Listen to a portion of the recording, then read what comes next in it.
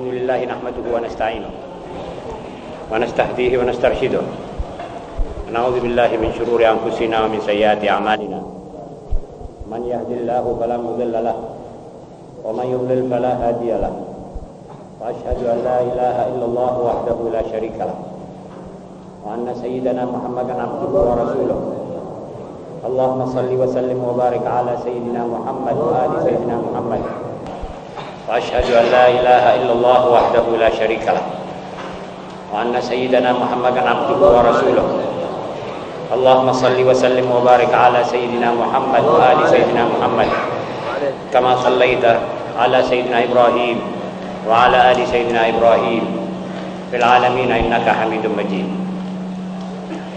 أما بعد فإن أصدق الحديث كتاب الله وخير الهدي هدي سيدنا محمد صلى الله عليه وآله وسلم وأن شر الأمور محدثاتها وكل محدثة بدعة وكل بدعة ضلالة وكل ضلالة في النار. Ma'asyiral muslimin rahimakumullah.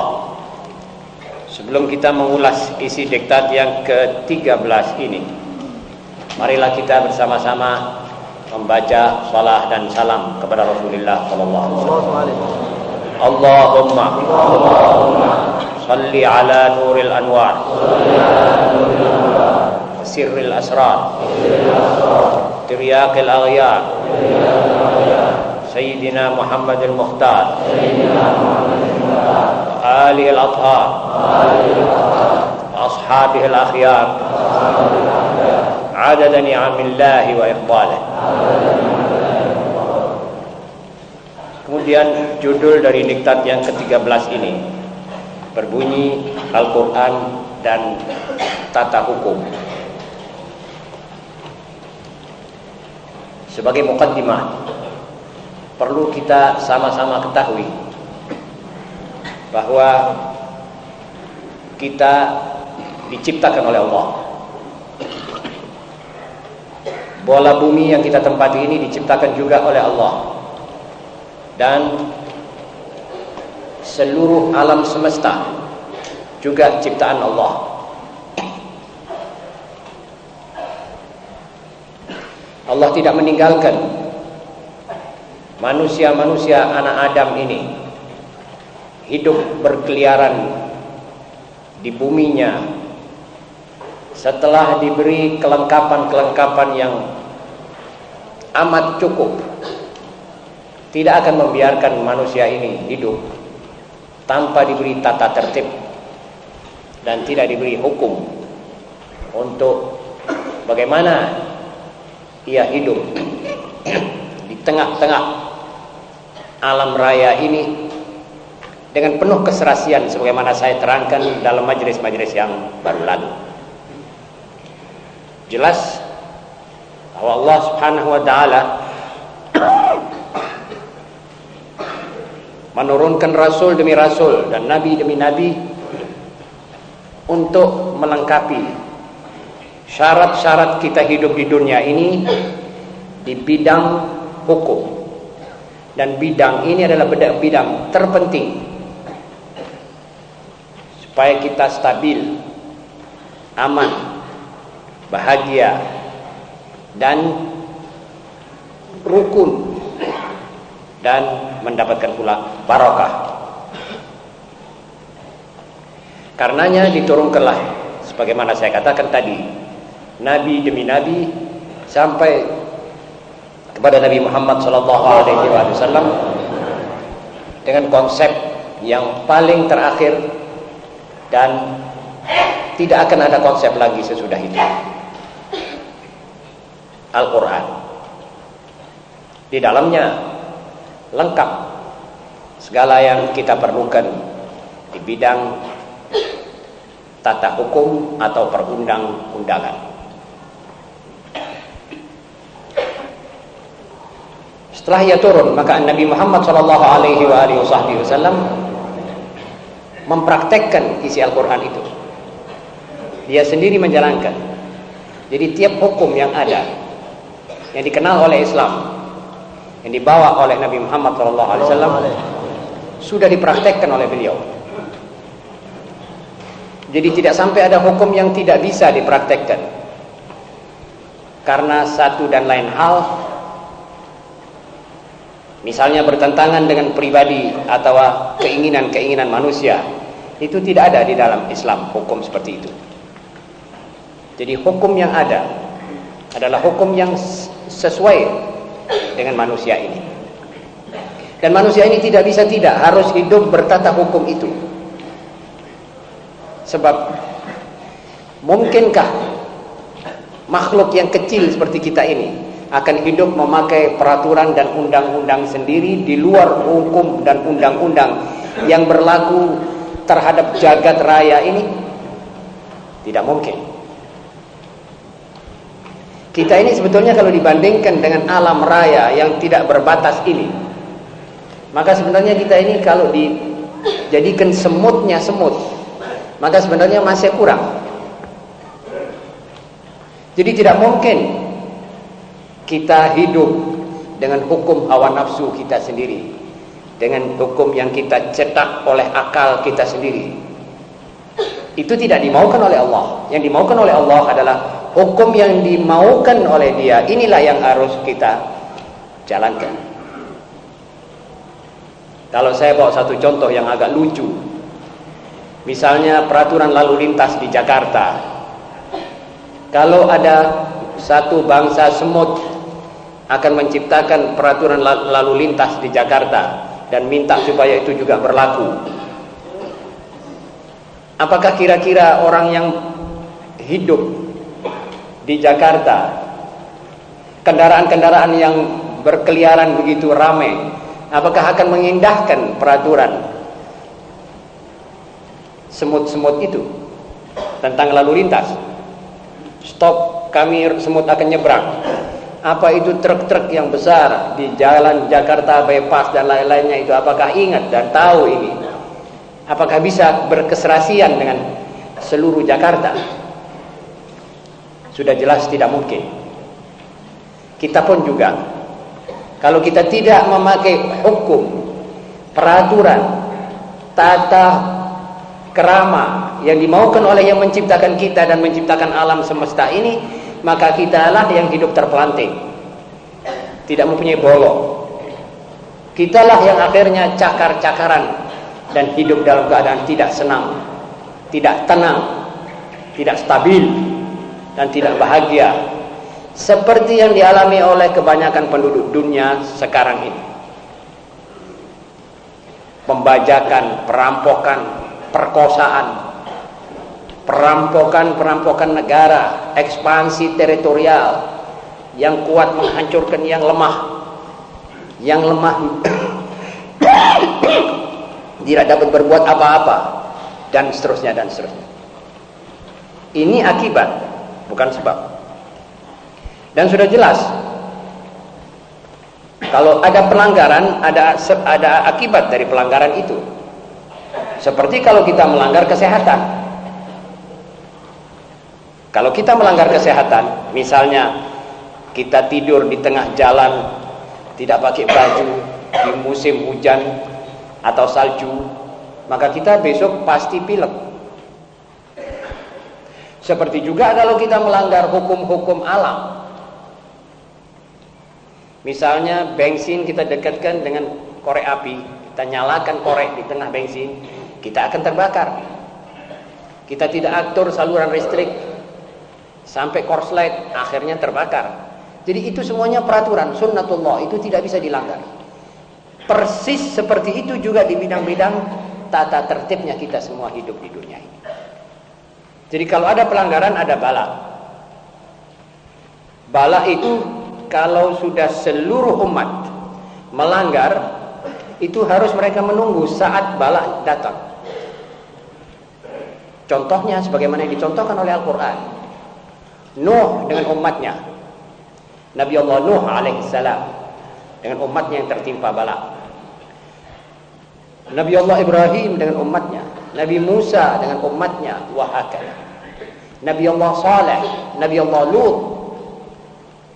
Itu semuanya contoh bahwa di mana ada pelanggaran yang dimulai dengan pribadi demi pribadi sampai kepada satu bangsa melanggar, maka bala akan datang. Dan bala itu ada beberapa macam jenisnya. Ada bala yang bersifat akibat dari pelanggaran, sebagaimana saya terangkan tadi. Ada bala yang bersifat ujian. وَلَنَبْلُوَنَّكُمْ حَتَّى نَعْلَمَ الْمُجَاهِدِينَ مِنْكُمْ وَالصَّابِرِينَ وَنَبْلُوَ أَخْبَارَكُمْ. Kami uji karena kami akan mengerti siapa yang betul-betul beriman dan siapa yang cuma pura-pura beriman. Ada ujian. Seorang mukmin, sholatnya cukup, amal ibadahnya cukup, tapi dia terus teruji. Ini ada maksud-maksud lain. Ada ujian yang dimaksud menambah derajatnya seorang mukmin. Ada ujian atau bala yang dimaksud mengampuni dosa si A itu tadi, karena dia melakukan pelanggaran pribadi, lalu dia tertimpa bala, itu menghapus dosa itu. Ada yang bersifat menambah pahala. Tetapi jika bala itu sudah menimpa seluruh umat, maka tidak mungkin hal itu kecuali disebabkan adanya pelanggaran massal yang dilakukan oleh umat itu dengan sengaja.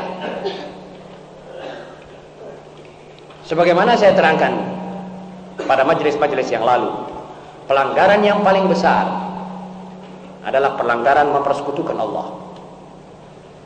Jika suatu umat sudah melakukan pelanggaran besar itu, maka tunggulah tibanya bala daripada Allah.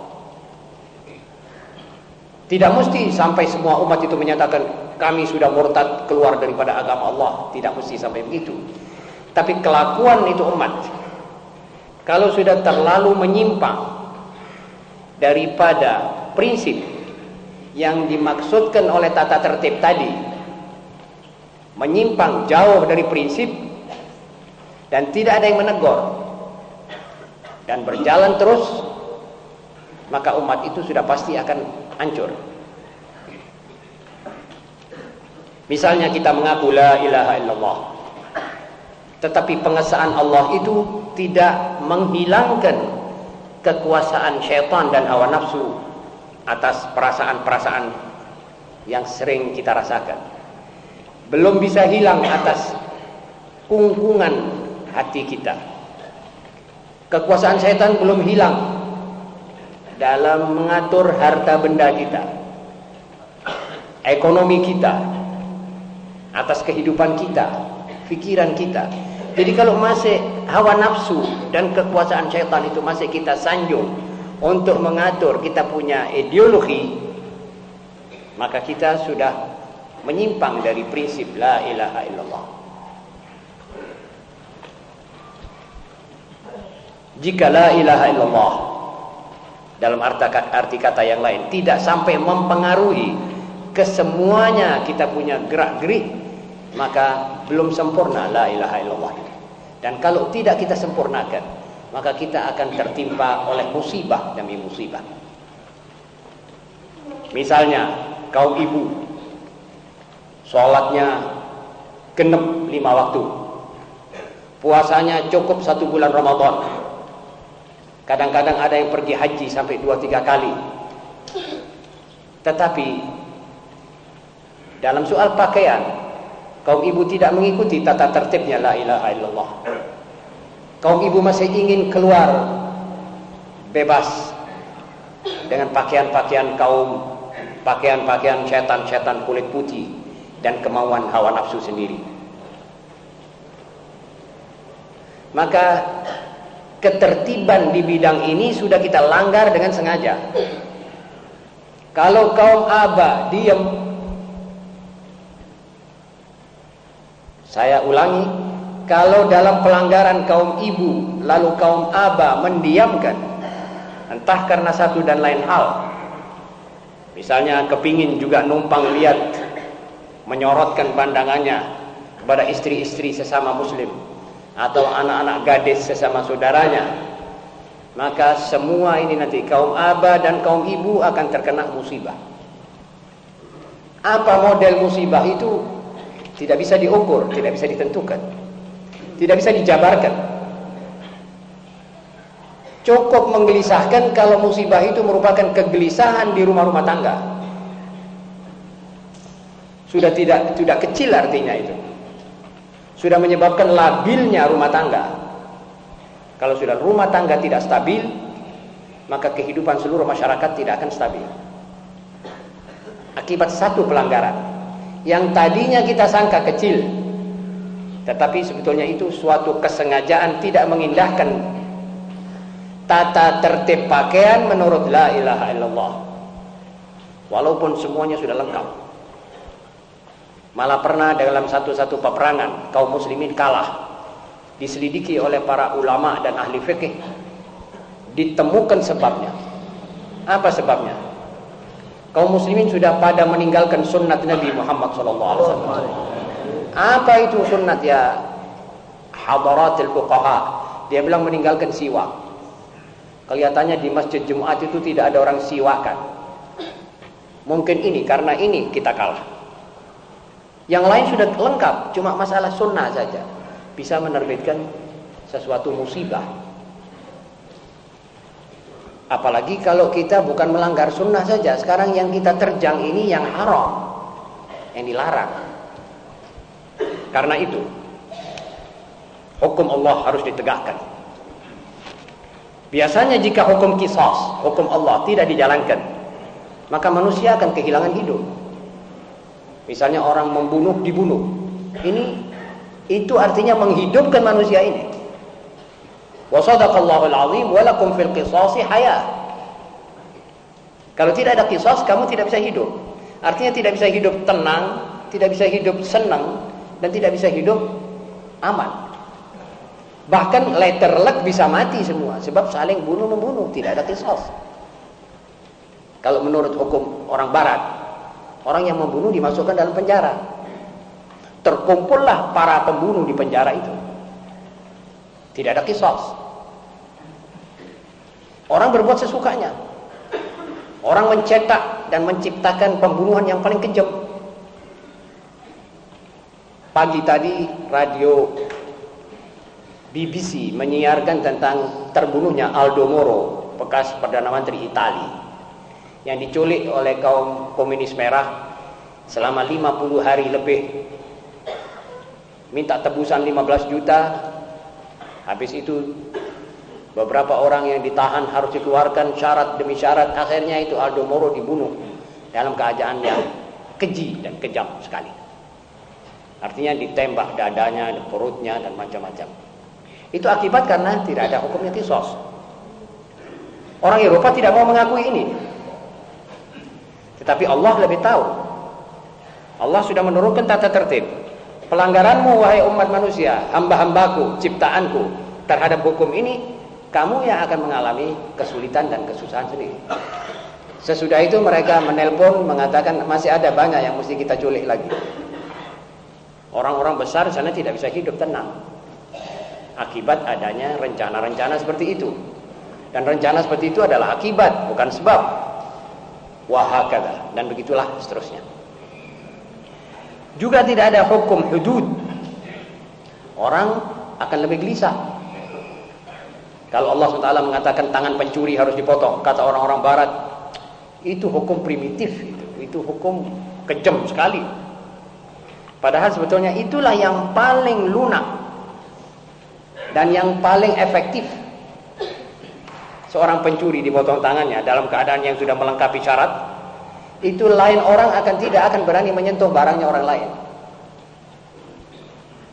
Tapi kalau pencuri dimasukkan penjara, dalam penjara dia akan ketemu dengan para pencuri, berunding, mengatakan kamu dulu ketangkap dari kena apa? Yang satu bilang saya karena begini, saya karena begitu, ya akhirnya tukar pikiran. Sesudah 6 bulan atau 2 tahun keluar semuanya dengan pengalaman baru, dengan tekad baru dan semangat baru, mencuri lagi dan ketangkap atau tidak masuk lagi. Wa akhiru da'wahum, yang digelisahkan adalah rakyat yang tidak bersalah ini. Yang bersalah malah dimong, dibambong, diobati, dikasih makan. Kalau menurut Allah ini tidak cocok. Allah yang menciptakan tangan pencuri itu, dia rela ini dipotong. Saya yang menciptakan ini, kamu tidak ikut mengikut, kamu jalankan saja. Ini tangan orang-orang ini kami yang ciptakan. Kamu tidak usah ngersulo, ini kejam ini, kamu tidak mengikut. Kamu tidak berhak berbicara. Yang berbicara kami yang mencipta. Begitulah mestinya. Tapi manusia tidak ada itu. Akhirnya keamanan dan kestabilan di mana-mana, khususnya di dunia luar, terbanglah sama sekali. Di sini saya sebut kata-kata daripada beberapa orang cendekiawan. Berkata beliau, la nulla ashaddu minal isti'bad. Tidak ada kehinaan yang lebih parah, lebih sengsara daripada perbudakan. Apa sebab perbudakan? Kenapa manusia mau memperbudak sesamanya? Akibat tidak kembali kepada tertib Allah, kepada tertib diri sendiri, golongan sendiri. Jadi terjadilah itu perbudakan. Padahal perbudakan itu adalah suatu yang keji sekali. Manusia yang tidak ikut menciptakan apa-apa, tidak ikut memberi rezeki kepada sesamanya, kok dia cita-citanya memperbudak sesamanya, memperkosa hak sesamanya. Sungguh tidak pantas hal ini terjadi. La azmata a'nafu min azmatil luqmah. Tidak ada krisis yang lebih berat daripada krisis tidak adanya sesuap nasi. Banyak orang yang tidak bisa mendapatkan sesuap nasi. Mudah-mudahan kita tidak tergolong daripada orang-orang itu. Pencariannya susah, tidak mendapatkan sesuap nasi. Dia ngersuloh kepada siapa? Balak yang paling berat adalah orang yang tidak bisa dapat sesuap nasi. Itu pun akibat daripada adanya kaum yang berfoya-foya, bersenang-senang, melupakan mengeluarkan haknya atau mengatur apa yang harus diaturnya. Maka terlantarlah sebagian besar dari umat manusia ini. Di India terjadi beberapa ratus ribu manusia lapar. Di mana-mana orang-orang terlantar. Di Palestina 1,5 juta orang tidak punya rumah akibat daripada perkosaan dan perbudakan. Ma'asyiral muslimin, yang ketiga, la 'adhata aqwa min 'adhatil ju'. Tidak ada gigitan yang lebih keras daripada gigitan lapar. Kadang-kadang orang ini lapar dan dia tahan. Tetapi sampai di mana dia bisa tahan akibat kelaparan? Otaknya bisa munting. Yang baik bisa menjadi tidak baik. Karena lapar sulit dan jarang orang bisa pertahankan. Karena kita tidak pernah merasakan lapar, maka kita anggap itu sepele saja. Kalau kedengaran orang mati kelaparan atau orang busung lapar, kita baca itu sebagaimana kita baca berita komik. Karena kita belum merasakan itu. Sebenarnya itu adalah suatu yang ngeri. Tidak ada seperti itu. Apalagi terhadap orang yang hur, yang mempunyai perasaan, yang mempunyai malu. Kalau dia sudah tidak punya, minta tidak dapat. Menunggu orang memanggil dia untuk mengasihi, tidak dapat. Peraturan tidak memungkinkan dia untuk mendapat sesuap nasi. Mau kemana orang ini? Dia akan menjadi korban lapar. Dan di saat itu dia akan berputar pikirannya. Menjadi manusia yang paling bengis. Bahkan wal'iyad billah, bisa menjadi kafir sama sekali dia. Sebab di saat itu nanti setan-setan akan memasang jaringannya, pergi kepadanya mengatakan, apa salahnya kalau kamu merubah agamamu, saya kasih kamu 1 karung beras setiap bulan. Di saat itu dia sudah lupa sampai di mana pentingnya dan prinsipnya soal agama. Dia sudah membayangkan maut. Dia bilang, baiklah, saya terima tanpa reserve. Wahai anakku, istriku, mari kita ganti agama karena sesuap nasi.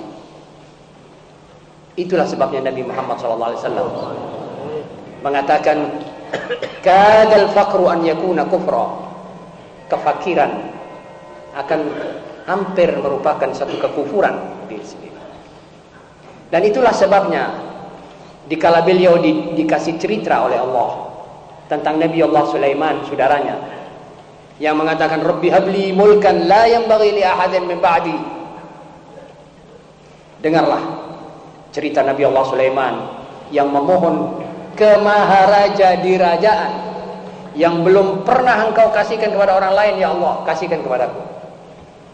Maka diberilah Nabi Allah Sulaiman kemaharaja di kerajaan, sampai angin di tangannya, jin dan di tangannya, semua makhluk ada di dunia ini di tangannya. Angin, jin itu membangun itu, yang main jin yang bekerja membangun itu. Duit, kuda-kuda ternak dan lain-lain, kuda dan ternak itu penuh di tangan Nabi Sulaiman. Di saat Nabi mendengar itu, Nabi mengatakan, Allahumma ja'al rizqa ali Muhammadin kafafa. Ya Allah, jadikanlah rezeki Muhammad dan keluarga Muhammad cukup makan saja. Sambil berkata, Allahumma ahyini miskinan wa amitni miskinan wahsyurni fi zumratil masakin.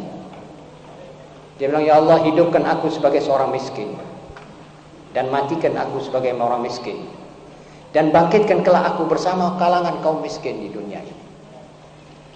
Sulaiman minta ke maharaja di kerajaan, dia minta begitu.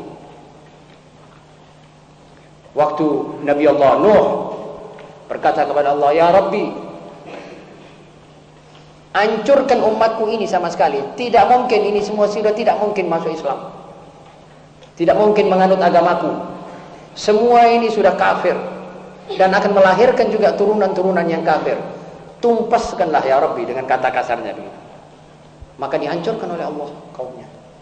Apa kata Muhammad? Allahumma hdi qaumi fa innahum la ya'lamun. Ya Allah, berilah hidayat kepada kaumku, karena mereka belum mengerti, belum sadar. Jadi manusia seperti ini, manusia adalah yang mengerti bahwa hidup itu begitu. Itu meneladankan kepada kita umatnya. Ma'asyiral muslimin, dia bilang kamu tidak akan menjadi mukmin, tidak akan menjadi satu orang setia pengikut saya kalau kamu bisa tidur nyenyak sedang tetanggamu sedang lapar. Sebab masalah lapar adalah masalah yang paling dahsyat yang dirasakan oleh seorang manusia. Sudah pasti akan mengetahui hal ini adalah orang yang pernah mengalami itu. Yang keempat, la hajata asyaddu min hajatil qut. Tidak ada kebutuhan mendesak lebih daripada kebutuhan mencari sesuap nasi. Kebutuhan orang mencari sesuap nasi itu kadang-kadang menyebabkan dia hina, merendah-rendah, karena dia takut tidak dapat. Ketemu dengan seorang kaya, dia sudah mulai goncang, seakan-akan di tangan orang kaya inilah rezekinya. Maka itu dia nenun kepadanya itu dengan cara-cara yang menghilangkan ubudiyahnya dia kepada Allah. Karena itu kita harus minta kafaf, kita minta makan dan rezeki yang cukup. Itu artinya kita tidak sembrono hidup, ditiup oleh kecongkaan kekayaan, dan tidak hina dipukul oleh arus kemiskinan. Yang kelima, la bala'a ka furqatil ummah wa adami mas'uliyatil hakim. Tidak ada bala yang menimpa masyarakat lebih dari perpecahan umat dan tidak bertanggung jawabnya kaum penguasa. Itu satu bala. Kalau umat berpecah belah, kaum penguasa tidak bertanggung jawab atas kekuasaannya, maka itu satu bala yang akan berat ditimpa oleh masyarakat dan umat manusia.